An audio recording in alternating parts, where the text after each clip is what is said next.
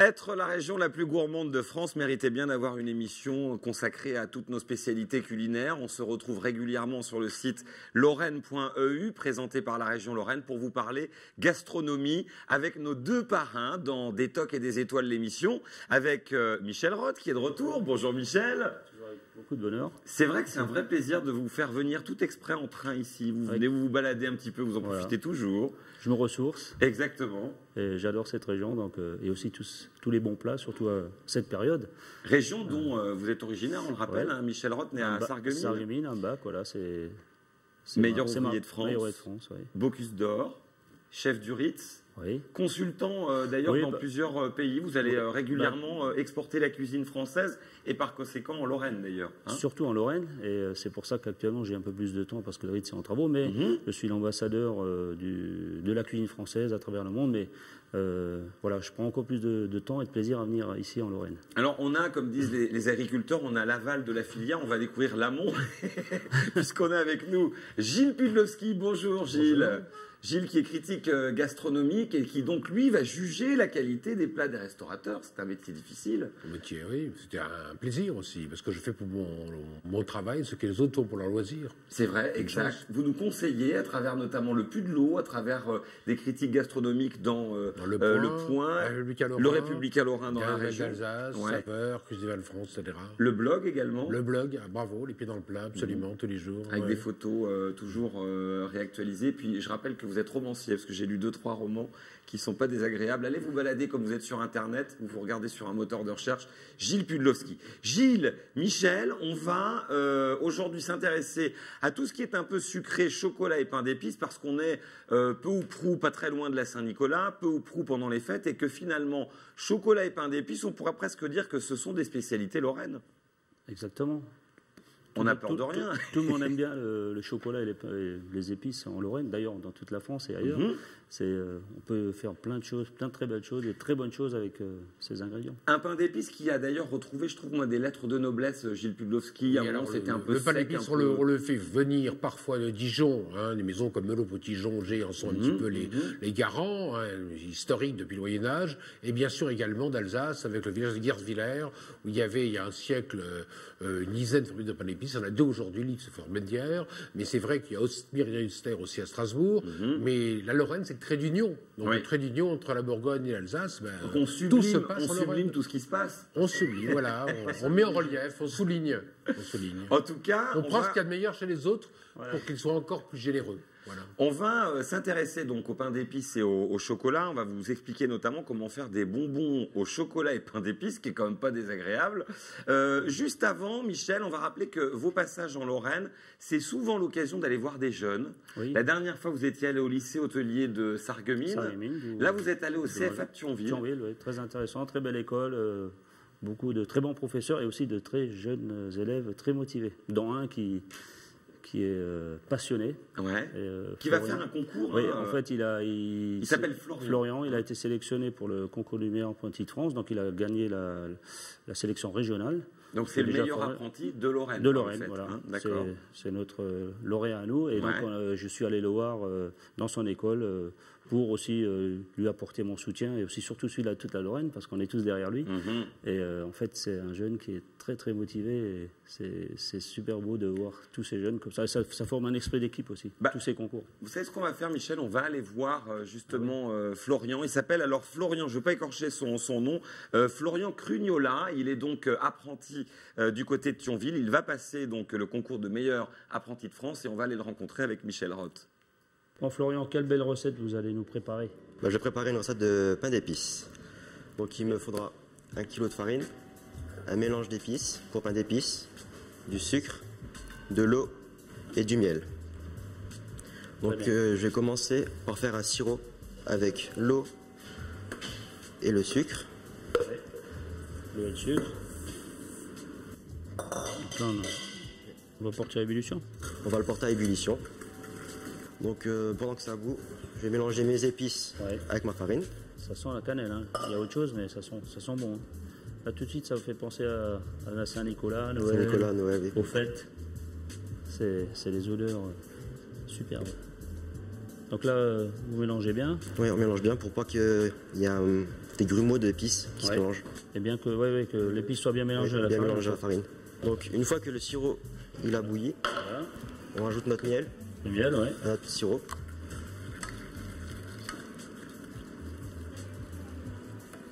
Bien au fond, c'est bon comme ça, Florian, je suis bien. Faut me dire, hein, ça va pas. Hein. Franchement, on est très bien. Voilà. Donc on va mettre le mélange dans la cuve du batteur. Ouais. Donc là, on met le miel et le sirop dans le batteur pour mélanger avec la farine. Les odeurs, c'est même à ce stade-là, c'est bon, ça sent bon déjà. Donc voilà. Donc la pâte mère, on doit la laisser fermenter, reposer pendant 1 semaine pour développer les goûts et les arômes. Ah oui, pour qu'on ait vraiment les bons goûts. Oui, parce que sinon la pâte est très fade. On va commencer à étaler la pâte d'une épaisseur, selon les goûts, mais en principe 2-3 mm.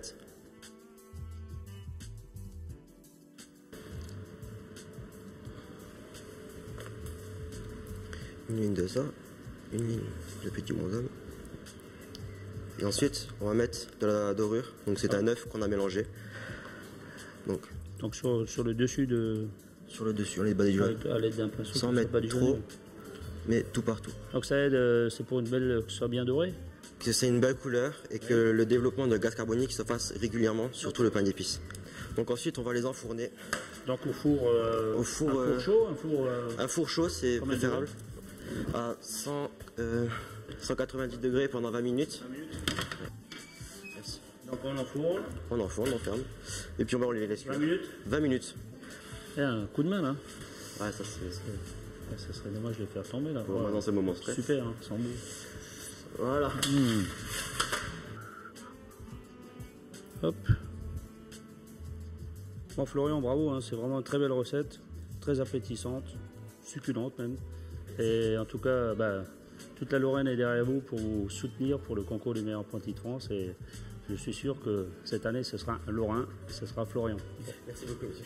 Florian, donc, Florian Crugnola, qui va représenter la Lorraine au concours de meilleur apprenti de France, qui d'ailleurs, Michel Roth, notre invité, je le rappelle, notre parrain également, qui est meilleur ouvrier de France. C'est un peu l'équivalent pour les jeunes, en fait, de votre titre. C'est vrai que j'ai passé par là aussi, et c'est souvent un tremplin pour justement aller plus loin, parce qu'on se surpasse, on se prépare. Et il y a aussi ce que je disais avant, un esprit d'équipe qui se forme. Il y a les professeurs derrière, les autres jeunes, les parents, la famille, et c'est formidable, quoi. Et c'est souvent ce qui donne l'envie d'aller plus loin, de se surpasser, de devenir un jour meilleur ouvrier de France, quoi. Voilà. Le meilleur apprenti de France, donc on espère qu'il aura ce titre et qu'on pourra le recevoir ici, Florian.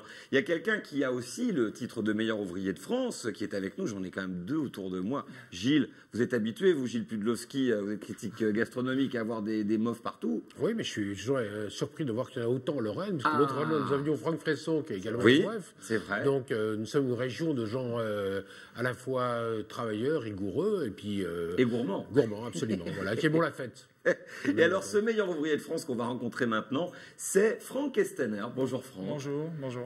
Alors, je vais bien regarder parce que je ne vais pas me tromper. Meilleur ouvrier de France chocolatier. Chocolatier confiseur. Et vous avez été champion du monde de pâtisserie. Voilà, par équipe aux États-Unis.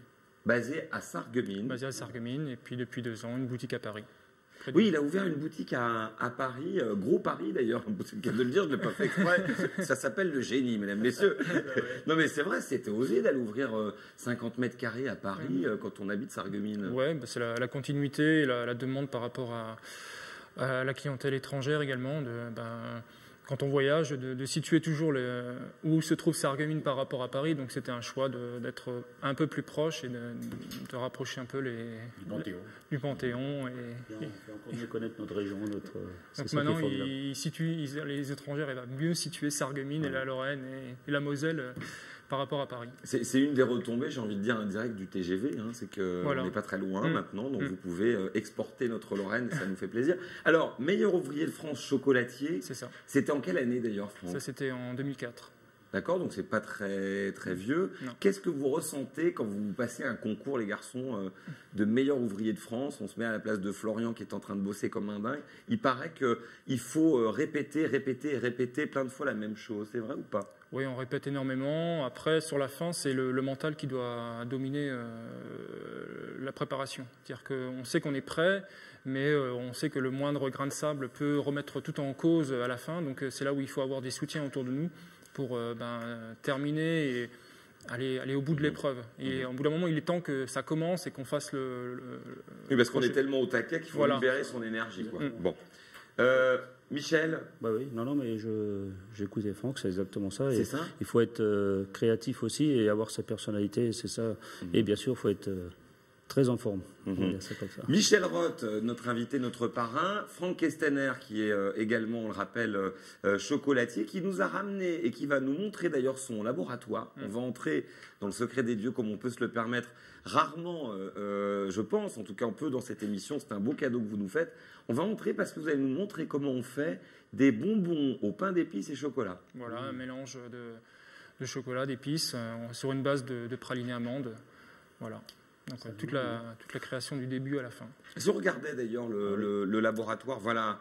Ah oui. Regardez. Là, alors qu'est-ce que vous faites là, Franck? Là, c'est la recette d'ailleurs. Voilà, donc là c'est la recette. En fait, c'est le début de la cuisson du praliné. Ouais. Donc on va faire un praliné amande avec donc les différentes épices du pain d'épices, donc cannelle, vanille, coriandre, clou de girofle. Donc c'était de l'eau en premier. Au début c'est de l'eau. On mouille le sucre avec l'eau. Donc on fait un sirop également, donc avec les épices. Donc on fait déjà un petit peu développer les arômes des épices. Ouais, ça c'est quoi ce qu'on met dedans? Ensuite on a rajouté les amandes. Là on est déjà sur la caramélisation du praliné. On a rajouté le miel à la fin. Et là on est en train de sortir donc les amandes caramélisées avec les différentes épices. D'accord. Un miel qui vient d'où? Donc là, c'est un miel de Lorraine, donc avec un apiculteur qui travaille avec moi, M. Perrin, et qui me fait différents miels. Et notamment, il a aussi un miel de châtaigne qui fait dans la région des Cévennes. Donc il a des ruches qu'il a là-bas dans cette région. Et il me fait un excellent miel. C'est bon, on a du châtaigne.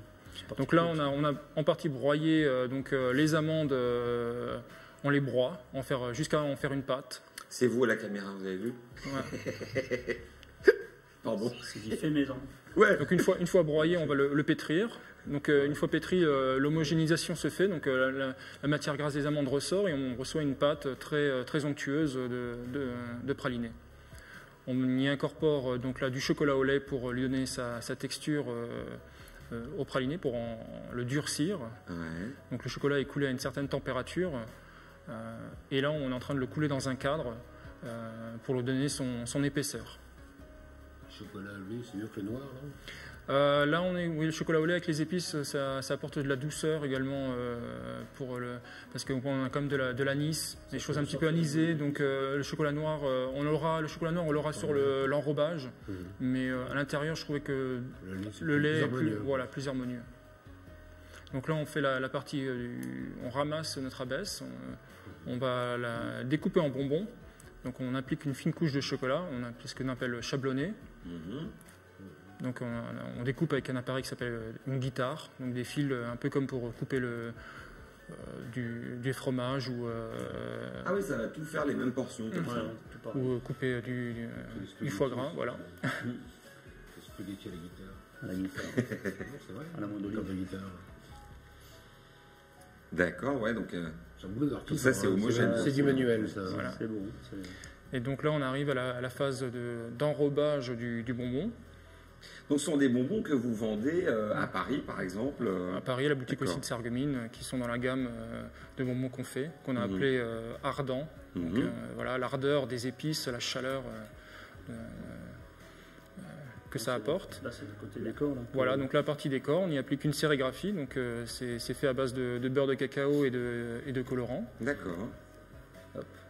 Et donc à la sortie, une fois refroidi, donc c'est passé dans un tunnel de froid ventilé. Et donc voilà, on retire la feuille de sérigraphie, nous avons le décor à même. C'est ce qu'on a juste devant nous là. Hein. C'est ça. Voilà. Ce qu'on va goûter bien. Ça paraît pas comme ça, mesdames, messieurs, mais ils sont trop loin, je peux pas. Ça c'est agaçant. Ça a envie de les croquer. Ça revient à la mode le pain d'épices, moi je trouve.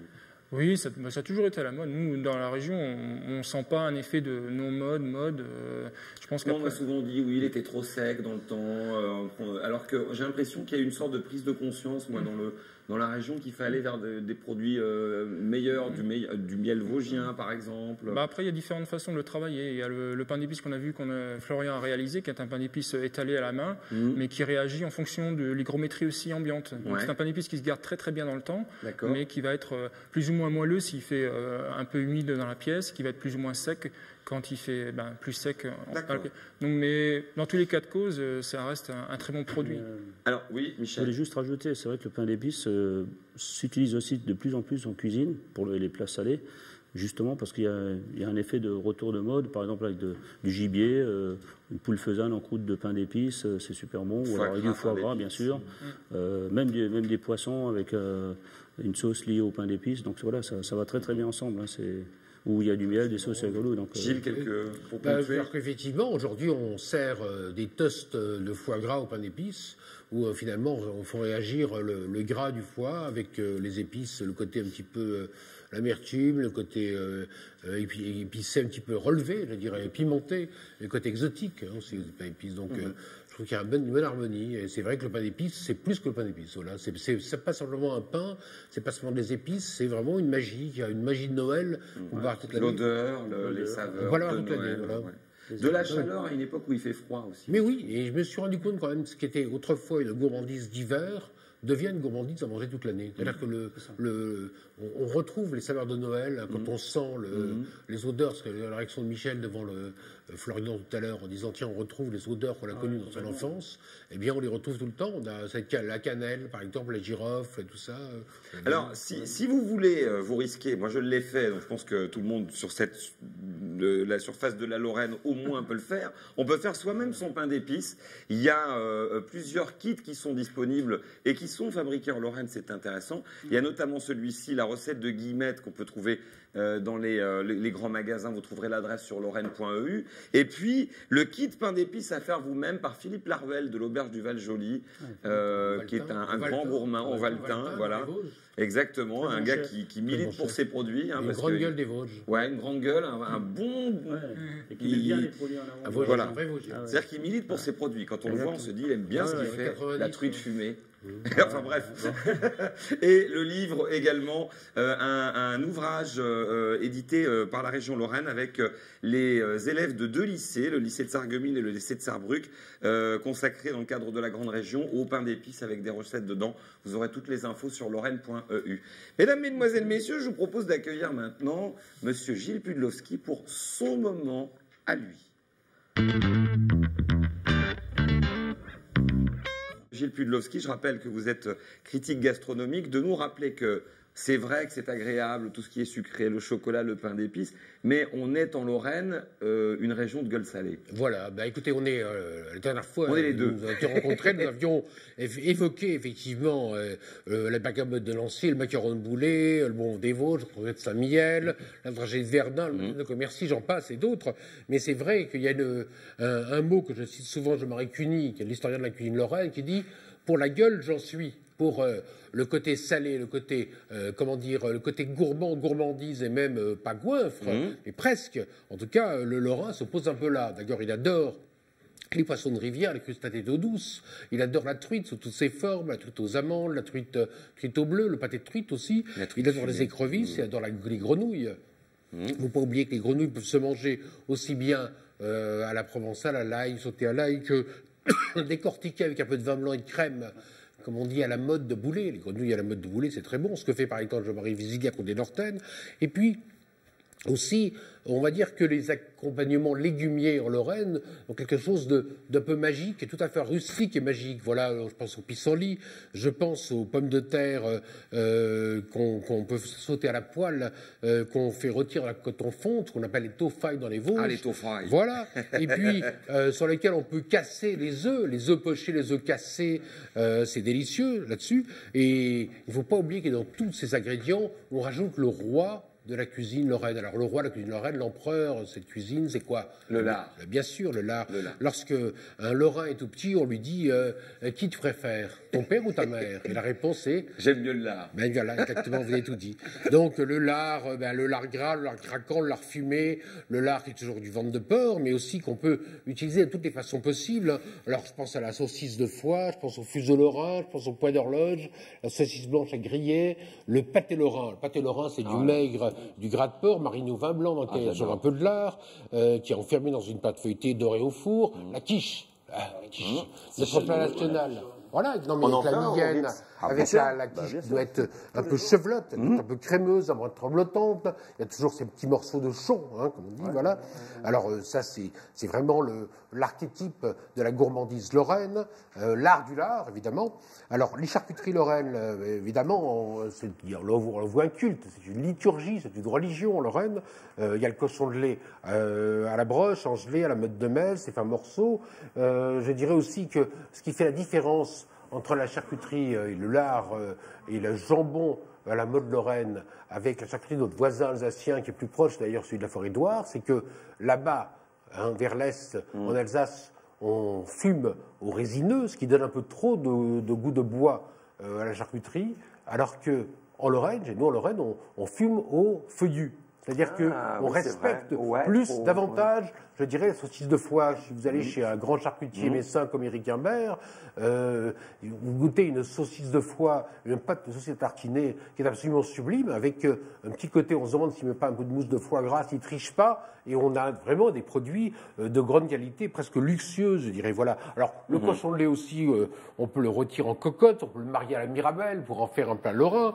Il y a également le boudin noir, le boudin blanc, également la quenelle de foie, la quenelle de moelle qu'on sert aussi en bouillon, qui font des, comment dire, le prélude à un repas de noces ou à un repas de communion. Je pense aussi au lapin de basse-cour qu'on cuit doucement à la moutarde, à la volaille des Vosges qui est à rôtir avec un peau craquante, qu'on l'accompagne de crème et de champignons. Et je me dis que finalement, elle est bien douce, ma Lorraine salée. Ça donne envie d'y séjourner davantage. Merci, il est bon. Hein. C'est un vrai festin. Elle est douce, ma Lorraine. Ça donne envie. Elle est bien douce. Elle est bien douce. Hein, là, il y a de quoi faire des repas de Noël et de Nouvel An. Là, hein. Ah oui, on va pouvoir cocher dans la liste. Il y a des idées. Longue, hein. Ça fait peur. On va en reparler. Voilà. J'ai envie d'en reparler, de remanger. Voilà, remanger salé, remanger lorrain, ça fera plaisir à tout le monde, aux producteurs et à Gilles Pudlowski. Gilles, on va revenir dans quelques secondes avec un nouvel invité. Juste un mot comme ça. Franck Kestenner, vous qui êtes pâtissier, chocolatier, cuisiner le salé, ça vous branche quand même le dimanche à l'occasion ou pas oui, mais moi au départ j'aurais voulu être cuisinier et en fait après, au bout d'un moment, je me suis essayé à la pâtisserie et après, le virus était en moi, surtout par rapport au chocolat. Mais mes premiers amours sont la cuisine. Ouais. D'accord, donc une petite saucisse fumée, un petit pâté lorrain. Vous savez, moi, depuis l'âge de 9 ans, j'étais capable de me faire à manger tout seul. Donc, d'accord. Ouais. Le pâté lorrain, mesdames et messieurs, on devrait ériger des statues au pâté lorrain parce que franchement. Bon, allez, passons à la cave aux étoiles. Voilà,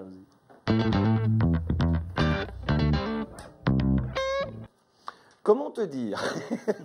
Didier Bertin nous a rejoint. Bonjour Didier. Bonjour. Il est caviste, vous le connaissez forcément si vous habitez Metz et en Lorraine. D'ailleurs, ce qu'on vous a vu il n'y a pas si longtemps au Prémontré à Pont-à-Mousson. On a donc 2 minutes. Et combien il a amené de bouteilles? Ah oui, mais bon, la France est riche en produits. Et bon, le thème, c'est le pain d'épices et le chocolat. Je vous ai ramené vraiment des choses un peu particulières. Donc ça, c'est ce qui va avec du pain d'épices. L'association parfaite, je veux dire, avec le côté solide et liquide ou liquide et solide, voilà. Mais là, vous avez des choses que je vous ai ramenées. Bon, je vous ai ramené un peu des vins, bien entendu, d'Alsace. Ouais. Je vous ai ramené. Ça montre voir. Voilà. Non, une vendange tardive 2002 de la maison Trimbach. Arrive-au-Villers, bien entendu. Restons local. Je vous ai ramené aussi une bouteille du Château de Vaux. La cuvée Camus. La Moselle. Voilà, la Moselle, qui est un 100% cépage muscat. Les Tendrebec, c'est mignon comme nom, ça. Tendrebec, voilà, ça a une origine un peu mosellane. Sec, un peu doux. C'est une mise tardive. On ne peut pas appeler ça vendange tardive parce que bon, c'est sucré, mais ça reste quand même, je veux dire, une mise tardive. C'est plus, disons, sur le côté, je dirais, entre une vendange tardive et une sélection de Grenoble. D'accord. Voilà, on n'a pas le côté trop riche en sucre. D'accord. Voilà. Par contre, il va très très bien pour ces repas de fête avec l'association foie gras, on peut évoquer. Éventuellement aussi sur certains desserts, on parlait pain d'épices, mais on peut très bien associer ça sur un fromage, un roquefort par exemple. C'est le mariage parfait. Ça peut aussi, ça révèle un peu les épices, les effluves. Alors, qu'est-ce qu'on boirait à ce moment-là? Qu'est-ce qu'on pourrait boire?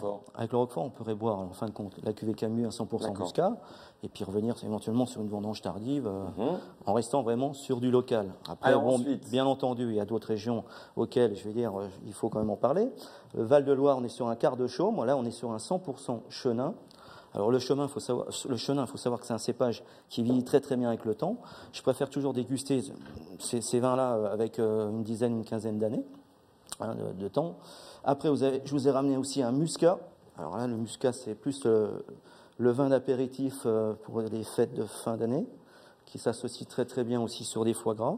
Allez, un dernier coup de cœur. Alors, dernier coup de cœur, là je vous ai ramené quelque chose. C'est quoi la grosse bouteille un peu joufflue? Ça c'est la petite surprise que je vous ai ramenée, pour vous ramener un peu de soleil quand même dans la région, malgré qu'il y en a encore un petit peu. Là, on est sur l'île Maurice, et je vous ai ramené un rhum. Un rhum qui a une particularité parce qu'il a beaucoup d'arômes, je vais dire, de banane, un peu orange confite. On est un peu sur vanille ressort, mais bon, on est baba aux épices. Voilà, un baba aux épices. Voilà, ça ira très très bien avec. Mais bon, sur ce que Franck a fait avec ses chocolats que j'ai goûté tout à l'heure en secret, bien entendu, il m'a fait déguster, et on en retrouve bien tous ces arômes de girofle qui revient de noix de muscade aussi en même temps, cannelle, parce que la cannelle est quand même assez. On retrouve tout ça parce que l'amalgame, en fin de compte, dans la bouche, vous ne pouvez pas savoir. C'est que du bonheur. En tout cas, merci beaucoup Didier de nous avoir sélectionné quelques belles bouteilles. On aura d'autres informations sur lorraine.eu. Je rappelle que l'abus d'alcool est dangereux pour la santé, mais vous le savez aussi bien que nous. Merci à chacun d'entre vous d'être venu nous voir. On vous souhaite de continuer comme ça vos périples à chacune et à chacun, parce que Franck, vous continuez à bien exporter la Lorraine à l'extérieur, ça marche bien, on espère que ça va continuer. Vous nous tenez au courant, d'accord? Bientôt le Japon, là, début de l'année prochaine. Donc, Et quand vous allez à Paris, dites allez chez un Lorrain, c'est important. Hein. C'est clair, il faut toujours le retour. Voilà, soyez chauvin. Merci Michel Roth. C'est un vous nous tenez au courant quand vous aurez fini la tapisserie, tout ça, on va vous voir. Hein. Mais en attendant, je vais venir souvent en Lorraine. Qui est en travaux. Je vais faire beaucoup de bons plats en Lorraine, surtout avec des épices et du pain d'épices. Merci beaucoup Didier, merci. À bientôt. Gilles Pudlowski, un grand merci. Je bois une bière à votre santé, parce que la bière, c'est ce qui manquait dans le choix de Didier. Voilà. Ça va bien la bière aussi? La bière, c'est magnifique, c'est des arômes de pain d'épices. Je vous propose. Mais il y a pensé, mais vous ne le laissez pas parler. Non.